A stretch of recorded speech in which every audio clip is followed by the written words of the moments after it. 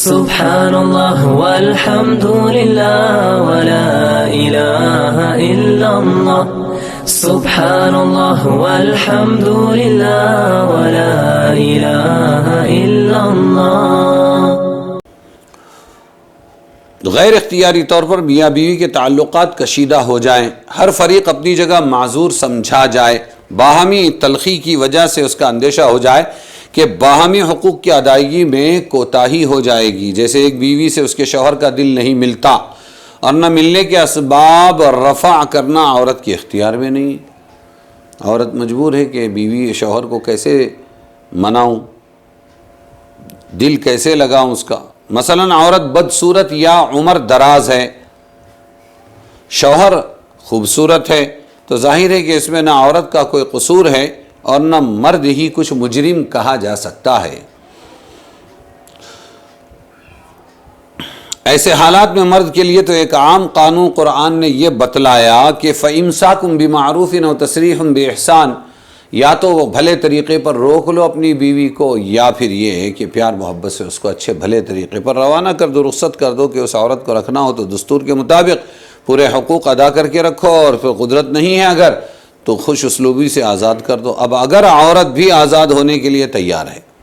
تو معاملہ صاف ہے کہ قطع تعلق بھی خوشگوار انداز میں ہو جائے گا،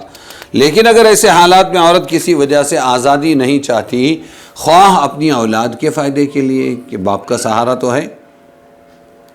یہ اس وجہ سے کہ کوئی دوسرا سہارا اس کے لیے نہیں ہے، تو یہاں ایک ہی راستہ ہے کہ شوہر کو کسی چیز پر وہ راضی کر لے۔ مثلا عورت اپنے تمام یا بعض حقوق کا مطالبہ چھوڑ دے اور شوہر یہ خیال کرے کہ بہت سے حقوق کے بار سے تو سبکدوشی ہو گئی، چلو یہ عورت نے اتنا بوجھ مجھ پر سے کم کر دیا، بیوی مفت میں ملتی ہے،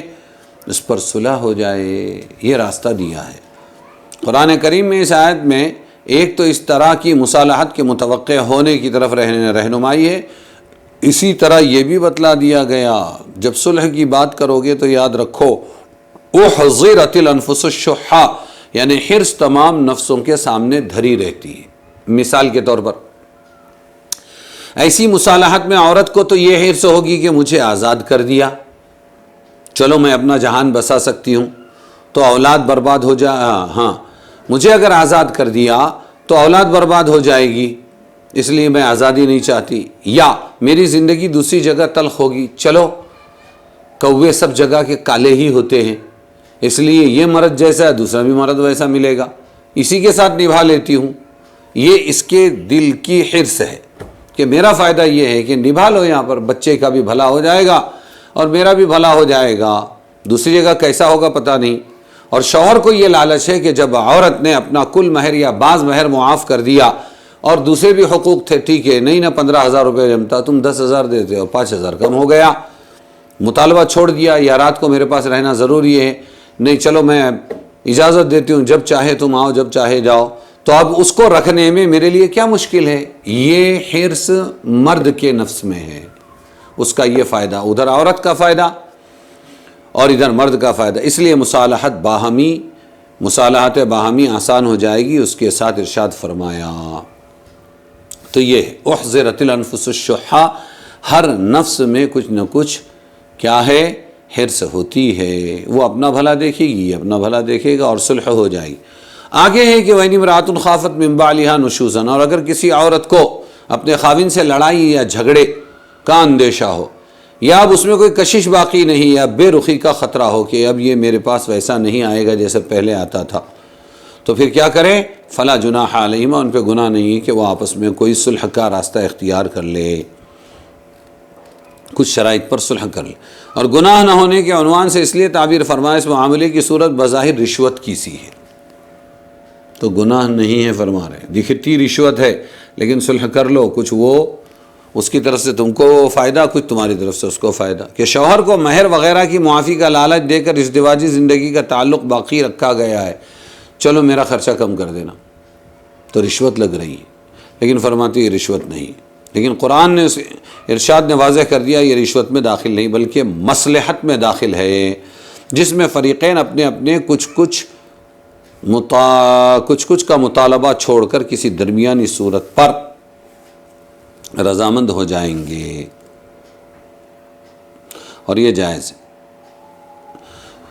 मियाँ बीवी के झगड़ों में तीसरे ने नहीं पढ़ना, वो माँ क्यों ना हो सकी, मियाँ बीवी राजी तो क्या करेगा काजी। कुरान के अल्फाज है अन युस्लिहा बैनहुमा, उन पर कोई गुनाह नहीं है। अन युस्लिहा फला जुनाह अलैहिमा अन युस्लिहा बैनहुमा, के दोनों आपस में सुलह कर ले, तीसरा कोई ना हो। तीसरा आदमी काम बिगाड़ देता है आकर, ये चौधरी ही काम बिगाड़ देते हैं।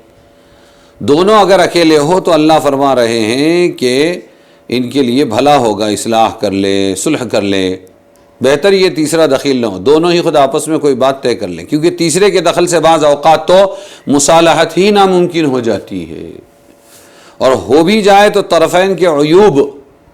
मियाँ बीवी के अयूब, इसने ऐसा बोली, इसने ऐसा बोला, ये ऐसा करता, ये ऐसा करती, तीसरे आदमी के सामने बिला वजह आ जाते हैं, जिससे बचना दोनों के लिए मसलहत है। किसी तीसरे के सामने, अपने माँ बाप के सामने, भाई बहन के सामने, किसी पराए काजी मौलवी के सामने भी नहीं रखना चाहिए। भाई रहना है या नहीं रहना है ना, तो दोनों मिलकर ही आपस में तय कर लो ना, अच्छा ये करेंगे ये नहीं करेंगे, ख़त्म। नहीं रहना है तो बात ही नहीं,